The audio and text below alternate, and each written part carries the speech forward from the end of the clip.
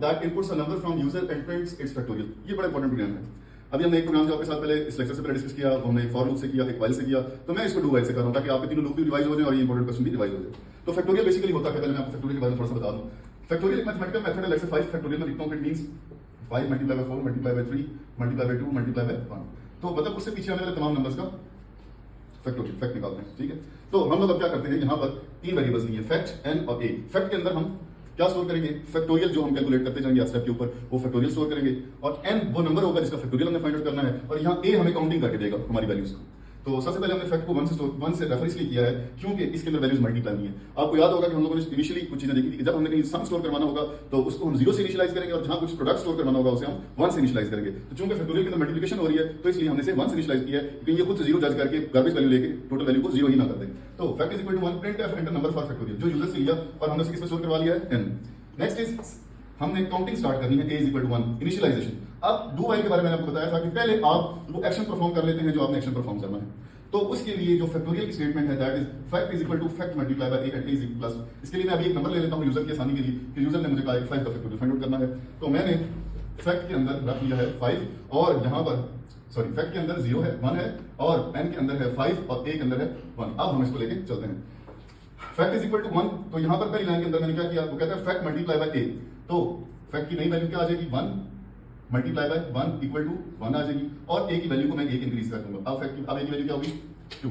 तो उसके बाद मैं ऊपर जाके यहां पर हमारी एक लाइन मिसिंग है, मैं वो लाइन यहां ऐड कर दूं। यहां पर हमारी एक लाइन है while n a is less than equal to n, और आगे सेमीकोलन। ये हमारी लाइन यहां मिस हो गई थी, प्रोग्राम में मैंने लिखी दोबारा। तो चूंकि अभी a की वैल्यू 2 है और n की वैल्यू क्या है 5, तो कंडीशन ट्रू होती है तो ये दोबारा ऊपर जाके रन करेगा। अब फैक्ट की वैल्यू दोबारा अपडेट होगी। Now fact is equal to fact multiply by a। अब a की वैल्यू 2 है तो अब हम इस स्टेप के ऊपर दोबारा से 1 मल्टीप्लाई बाय 2 करेंगे, अब हो गया 2, और उसके बाद a को दोबारा इंक्रीज करेंगे, अब 3 कर देंगे, स्टिल 3 इज स्मॉलर देन 5, तो दोबारा फैक्ट को चलाएंगे। तो अब फैक्ट के अंदर 2 स्टोर है, इसको 3 से मल्टीप्लाई करेंगे तो इक्वल टू आ गया 6, और दोबारा a को इंक्रीज करेंगे, ये हो जाएगा 4।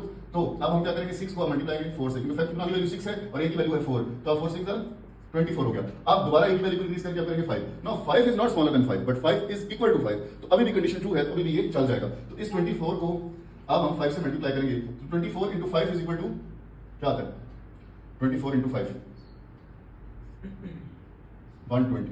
तो अब हमारे पास जो अभी तक फैक्ट की वैल्यू आ चुकी है वो क्या है 120, और जब जाके हम a की वैल्यू को इंक्रीज करेंगे तो अब a की वैल्यू क्या होगी 6। अब यहां पर हमारी ये जो कंडीशन थी ये हो गई false, because 6 is not smaller than 5, 6 is not equal to 5 but 6 is greater than 5। तो इसलिए हमारी ये कंडीशन फॉल्स होने की वजह से लूप टर्मिनेट हो गया, और एट द एंड फैक्ट के अंदर क्या पड़ा है 120। तो उसके बाद लूप से बाहर आएंगे और प्रिंट एफ चल जाएगा, फैक्टोरियल की वैल्यू क्या है 120। तो अगर आप इन सबको मल्टीप्लाई करें 5 4 20, 3 2 6 और 1, तो 6 into 20 120 बनता है। तो ये हमारा वेरीफाई हो गया कि हमने फैक्टोरियल ठीक फाइंड आउट किया। अच्छा, एक यहां पर बात मैं आपको बताना चाहूंगा कि डू व्हाइल के अंदर ये व्हाइल ऐसी कंडीशन होती है जहां कंडीशन के बाद सेमीकोलन लगता है। डू व्हाइल ऐसा लूप है जो एटलीस्ट एक बार जरूर चलेगा चाहे कंडीशन फॉल्स हो जाएगी, क्योंकि हम लोग कंडीशन बॉडी चलाने के बाद में चेक करते हैं। दैट्स व्हाई ये वो लूप है, ये वहां यूज करते हैं जहां हम चाहते हैं कि चाहे कंडीशन ट्रू हो चाहे फॉल्स हो जाए, एक बार लूप एटलीस्ट जरूर चले। Thank you very much.